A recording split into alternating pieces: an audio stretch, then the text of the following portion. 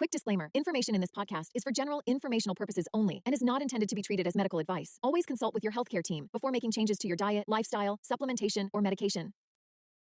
Did you know cholesterol forms the basis of all our cell membranes? It aids nutrient transport into cells. It's the precursor to essential hormones, aids digestion, and is crucial for brain health. Cholesterol is not bad. It is essential for life. Yes, there's a lot to unpack today, so let's dive in. Welcome to Type 2 Diabetes Talk, the place where we chat about what really works to treat type 2 diabetes and prediabetes naturally with nutrition and lifestyle. If you're looking to optimize blood sugar and A1C, lose weight, reduce medications, and improve your overall health, this is the place to be. Now, here's your host, Type 2 Diabetes Nutrition Specialist, Dr. Jeddah. Hello, wonderful people. Dr. Jeddah here, and welcome to episode 42. September is National Cholesterol Education Month in the US. The last day of the month, the 30th of September, is LDL Cholesterol Awareness Day. So it seemed like a perfect time to cover the topic of cholesterol. When it comes to cholesterol, well, there are quite a number of myths surrounding the topic, along with quite a lot of controversy about it too. Some say it's the cause of one of our deadliest conditions in the world, heart disease, while some say it doesn't matter whatsoever.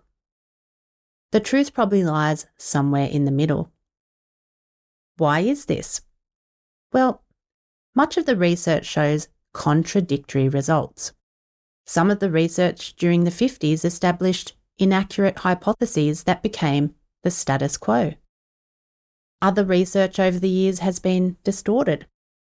There is frequently research bias and poor interpretation of results, and in most cases, large population studies are used that may show associations, but an association does not prove causation.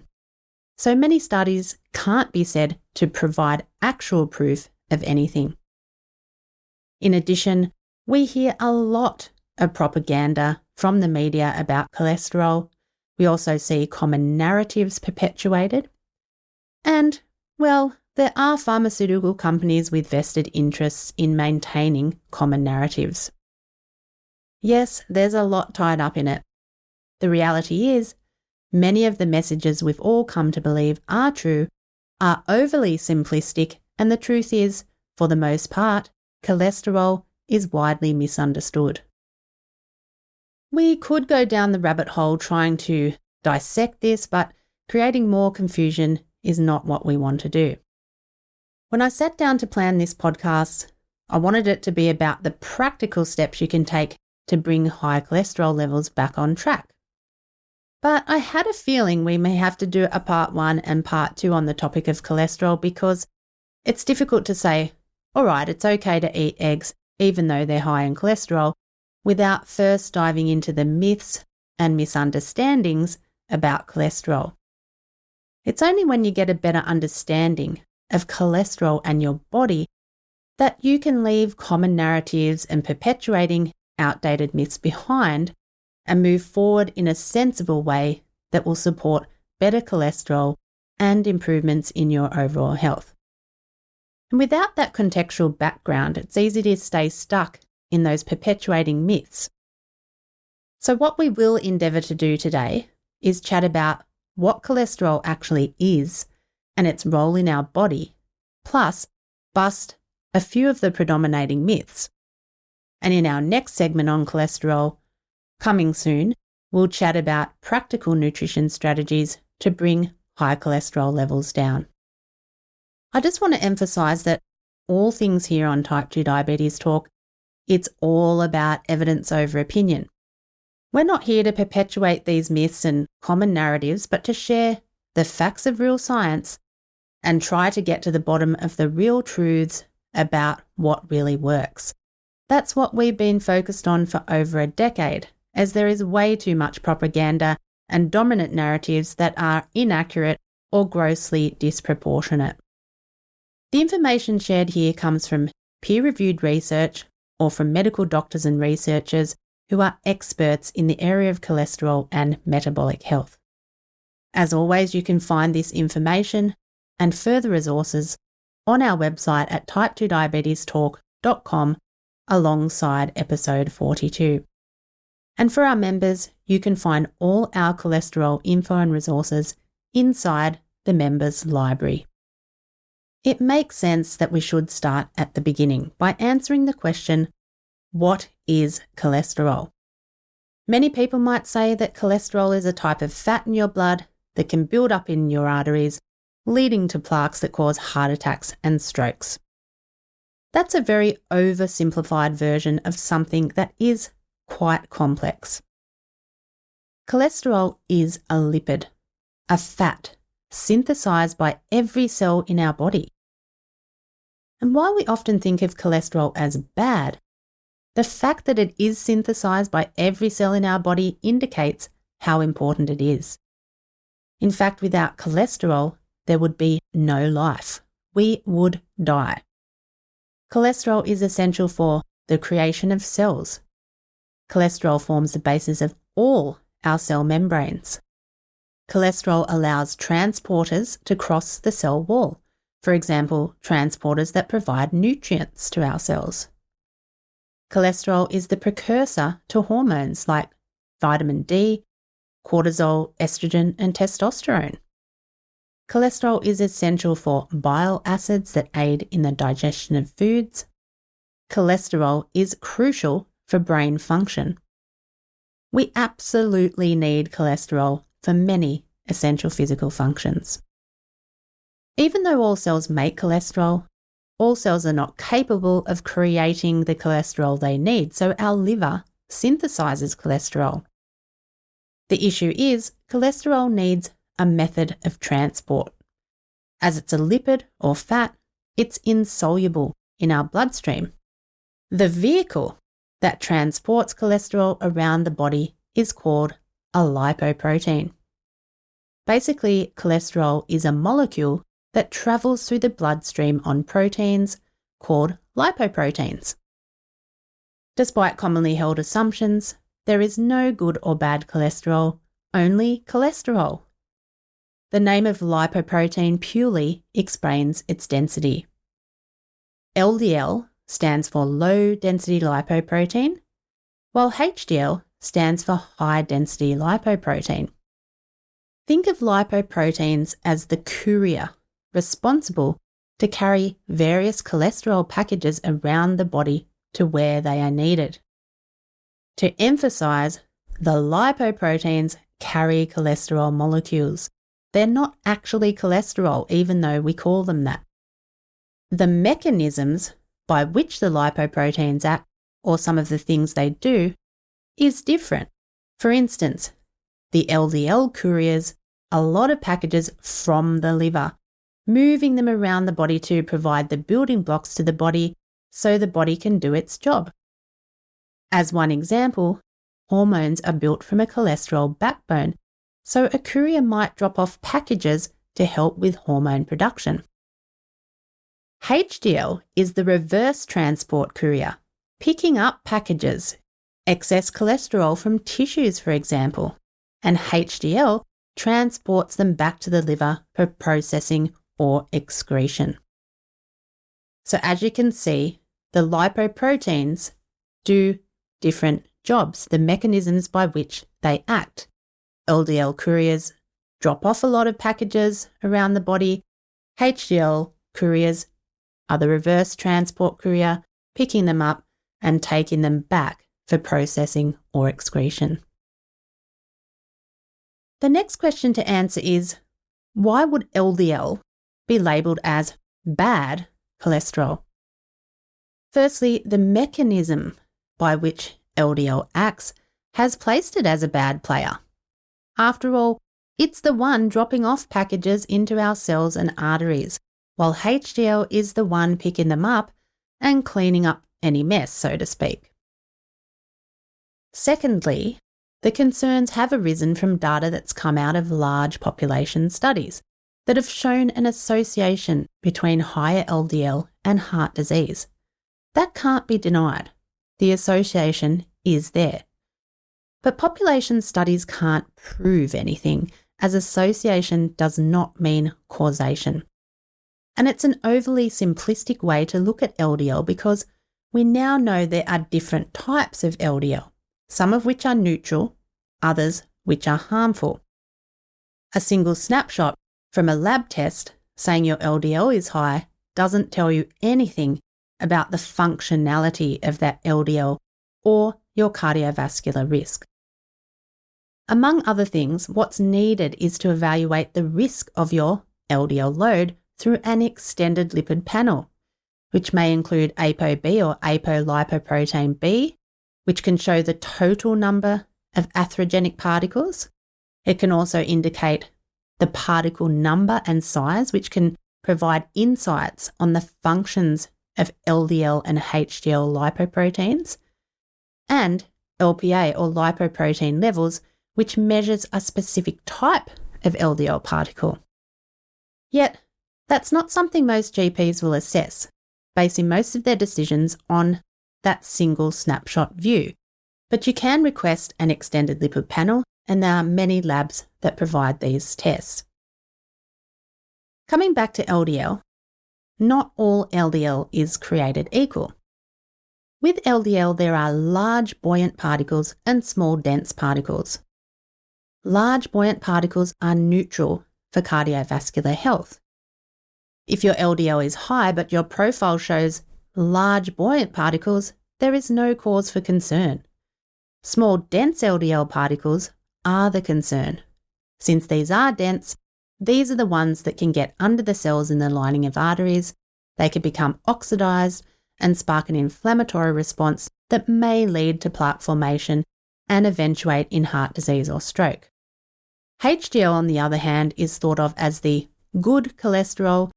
As we established, it is the reverse transport courier, picking up packages and retransporting them back to the liver for processing or excretion. Basically, HDL helps clean up any mess. Higher HDL means your body is efficient at recycling molecules your body doesn't need, and it is agreed that having higher HDL levels is beneficial, more protective to our health. It's also important to know your fasting triglyceride level. Triglyceride level is actually more predictive of heart disease because if triglycerides are high, then LDL is likely to be small dense. In simple terms, the liver turns sugar into fat, triglycerides, and creates packages for a courier called VLDL, very low density lipoproteins. And as that VLDL travels around the body, delivering packages, the VLDL eventually converts to LDL, and a large majority of these will become small, dense LDL particles. Hence, higher triglycerides usually means more small, dense LDL particles. That's the natural evolution. These small, dense LDL particles are more prone to oxidation, more likely to penetrate the arterial walls, contributing to plaque formation and increasing the risk of cardiovascular disease. So, normalising your triglyceride levels is incredibly important. Some interesting food for thought to throw in here is that pharmaceutical companies were able to come up with a drug that lowers LDL cholesterol, but they've never been able to come up with a drug that lowers triglycerides. Interesting food for thought, right? So coming back to cholesterol tests, while blood tests are certainly important, the numbers always need to be considered in the context of everything else, in the context of other tests and in the context of your overall metabolic health.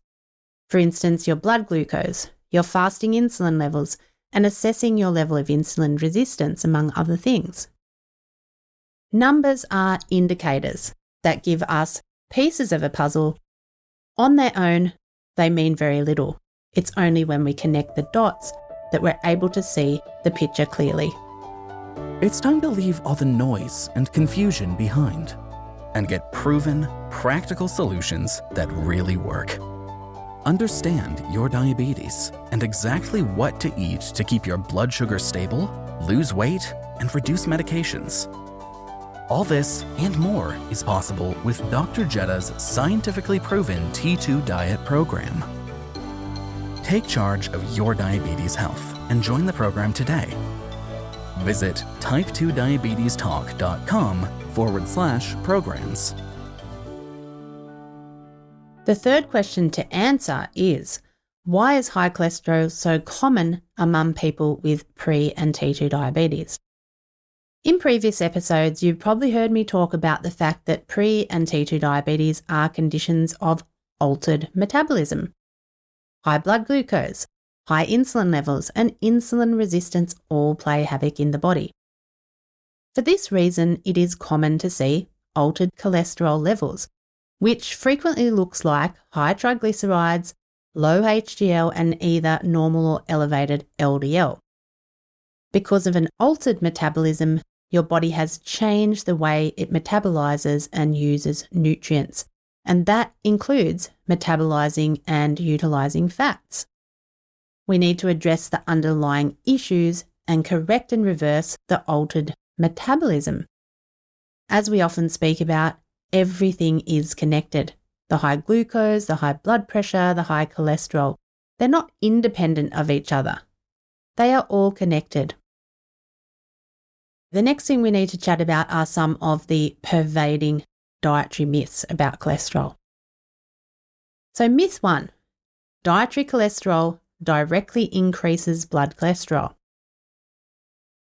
For many years, it was believed that eating foods high in cholesterol, such as eggs and shellfish, would directly increase blood cholesterol levels. So we'd commonly see people limiting eggs or only eating the egg whites. Fast forward, and there is now extensive research that has shown for most people, dietary cholesterol has little impact on blood cholesterol levels. Or in other words, cholesterol in foods does not automatically equate to more cholesterol in your bloodstream. That is a myth. The body tightly regulates cholesterol production, and when you consume more cholesterol, the liver typically produces less.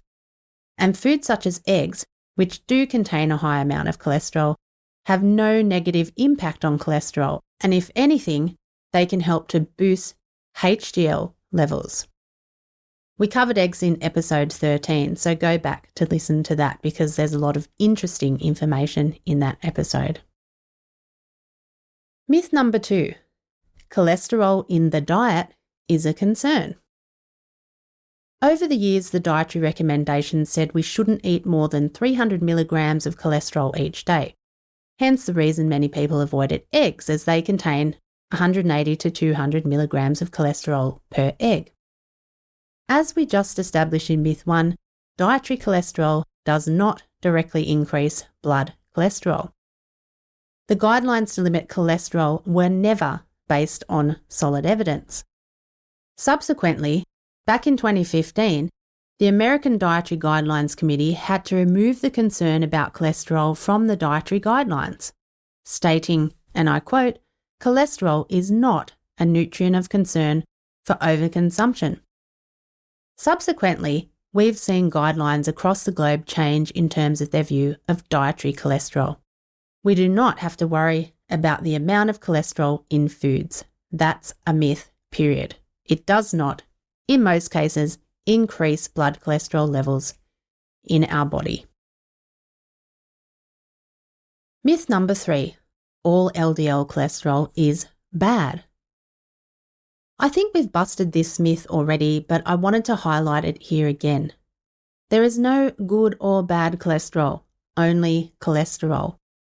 LDL is often labelled as bad cholesterol because in large population studies, high levels have been associated with an increased risk of heart disease. However, as we established, not all LDL is created equal.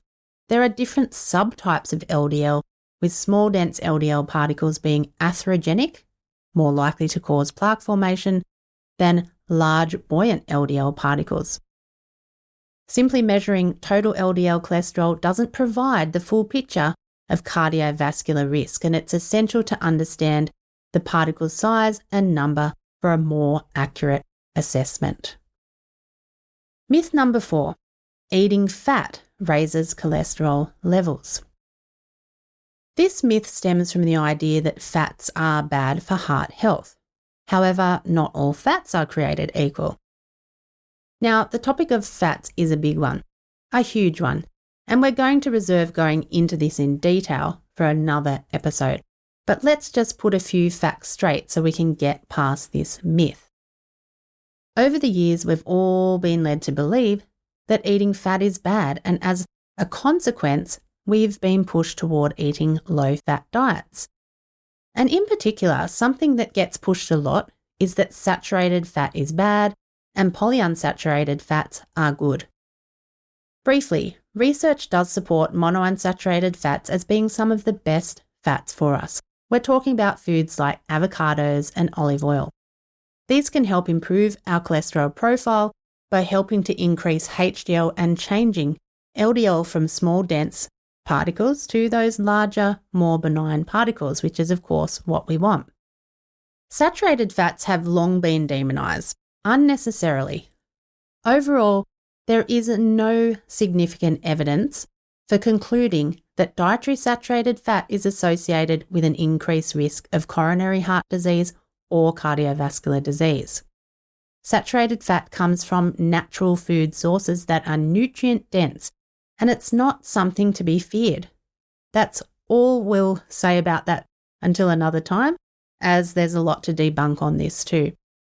One of the major issues with fat is our intake of unhealthy fats. But no, we're not talking about saturated fats. We're talking about trans fats and omega-6 polyunsaturated fats. Trans fats, well, guess where these come from? Man-made foods. And lots of the low-fat foods we were told were healthier to eat. Trans fats come from partially hydrogenated oils found in margarines and spreads, baked goods like cookies, cakes and pastries, fried foods, snack foods, and other processed foods.